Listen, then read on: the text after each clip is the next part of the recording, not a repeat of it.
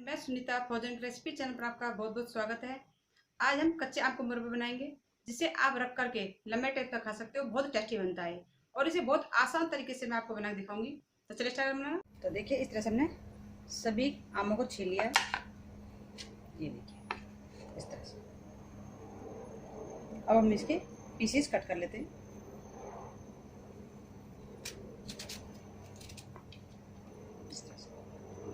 एक और अभी इम्पोर्टेंट बात जरूर ध्यान रखें, आप मुरब्बा बनाने के लिए आम ऐसे लें जिसमें जाली ना हो।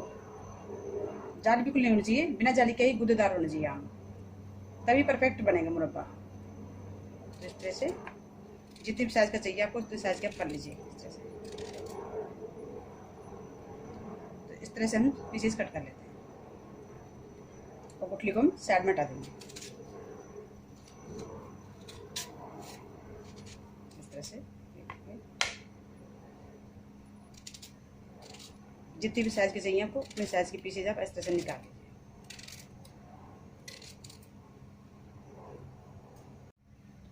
अब हमने सभी पीसेजों को कट कर लिया है। अब देखिए आप, मेरे आम थोड़े से हल्के से पीलापन है, ये देखिए आप, तो इसमें मिठास है थोड़ा सा। अगर आपके आम इस तरह से हों तो आप इसे इसी तरह से बनाइए। अगर आपके आम थोड़े से कच्चे हैं, वो बहुत ज़्यादा टाइट हैं, वो बहुत ज़्यादा खट्टे भी हैं, तो आप पीसेस करने से पहले आप इस तरह से बड़े बड़े पीसेस कर लीजिए और इस तरह से आप चम्मच ले लीजिए, कांटे वाला चम्मच। तो इस तरह से आप उसमें गोद दीजिए इस तरह से। तो छोटे छोटे पीसेस करने से पहले बड़े बड़े पीसेस कर लीजिए। तो बड़े बड़े पीसेस में इस तरह से आप गोद दीजिए। ये देखिए फ्रेंड्स, आप इस तरह से करिए। मैं आपको और दिखाती हूँ।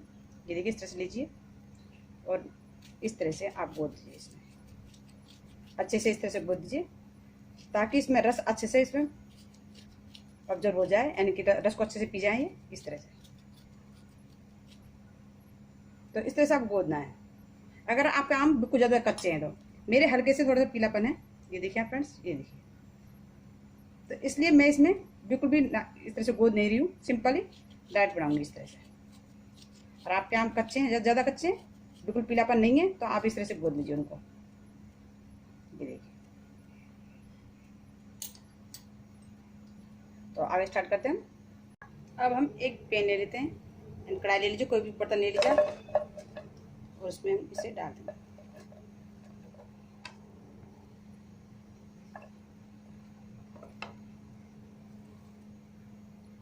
और आप एक इम्पोर्टेंट बात जो ध्यान रखें, आप इनको उबालने के लिए कोई भी लोहे का बर्तन ना लें। स्टील के बर्तन ले सकते हो आप, लोहे का बर्तन बिल्कुल ना लें। लोहे और पीतल का बर्तन ना लें आप, और हम कोई भी बर्तन ले सकते हो। और अब इसे उबाल लेते हैं। अब हम इसमें पानी डालते हैं उबालने के लिए इस तरह से। तो लगभग मैंने 1 गिलास पानी ले लिया है। और फ्लेम को ऑन कर देते हैं और इसे ढक देते हैं और ढककर उबाल लेते हैं। देखिए उबल गई है। आपको ज़्यादा नहीं उबालना है, बस इतना उबालना है कि नाइफ लग जाए इसमें। इस तरह से हाफ बॉयल करना है हमें, क्योंकि हम चाशनी में इसे उबालना है, इसलिए। अब जो इसको पानी है उसको हम छान कर निकाल लेते हैं। अब हमने आम को निकाल दिया है और अब हम इसमें चीनी डालते हैं। तो चीनी लगभग आप 300 ग्राम चीनी ले लीजिए। अगर आप 1 केजी आम ले रहे हो तो उसमें लगभग आप ½ केजी चीनी ले लीजिए।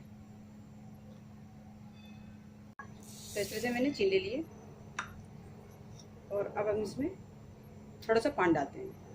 देखिए, थोड़ा सा पानी डालना, ज़्यादा नहीं डालना आपको। फ्लेम को ऑन कर देते हैं। फ्लेम को ऑन कर दिया है और अब हम हल्का हल्के से चला देंगे। पानी आपको कम डालना, ज़्यादा नहीं डालना आपको। इसे हम ऐड कर लेते हैं। हम इसके अंदर दालचीनी के 2 टुकड़े डालते हैं।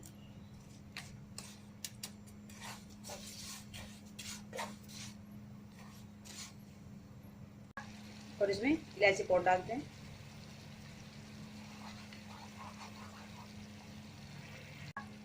अब हम इसमें 1 नींबू का रस निचोड़ लीजिए और उसे डाल दीजिए। इसे इसलिए डालते हैं ताकि चाशनी जो जमे ना है, इसलिए ये डालना बहुत ज़रूरी है। इससे खट्टापन बिल्कुल नहीं होगा, बहुत ही टेस्टी बनेंगे इस तरह से। तो आप नींबू जरूर डालें आप। चीनी मेल्ट हो गई है। अब हम इसमें जो आम उबाले थे उसे भी इसमें डाल दें। मैंने इसका पानी निकाल लिया और अब हम इसे मिक्स कर दें। तो देखिए इस तरह से हम इसे मिक्स कर दें। देखिए चीनी है पूरी अच्छे से मेल्ट हो गई है।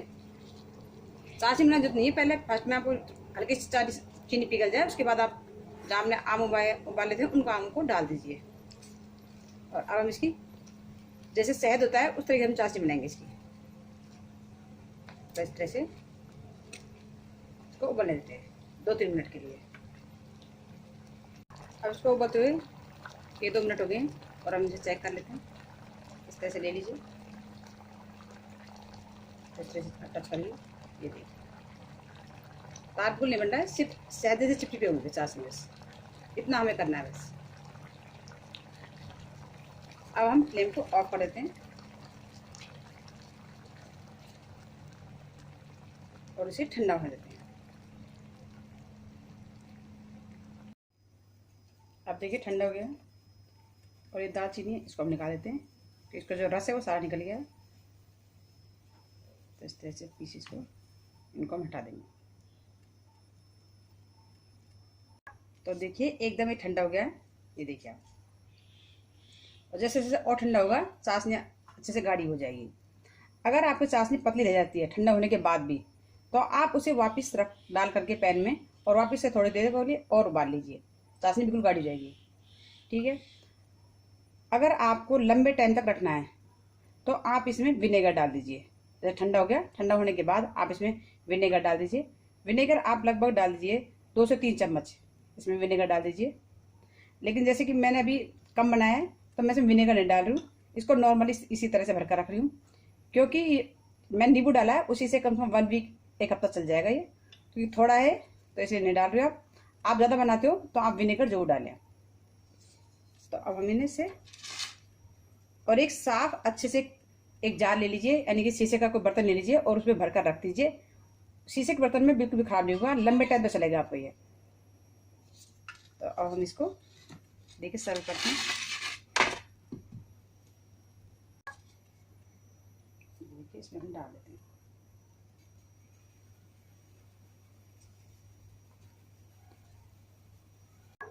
तो देखिए वाह, ये देखिए आप, ये देखिए मैं आपको नजर दिखाती हूँ। ये देखिए एक पीसेस बने, बहुत टेस्टी बनी है। अगर आप इसमें कोई कलर भी डालना चाहते हो तो आप कलर भी डाल सकते हो इसमें, लेकिन मैंने कोई कलर नहीं डाला, मैं नेचुरल कलर रखा है इसका। तो इस तरह से बनाइए आप, बहुत ही परफेक्ट बनेगा, बहुत टेस्टी बनेगी। तो आई होप कि आपको वीडियो अच्छी लगेगी।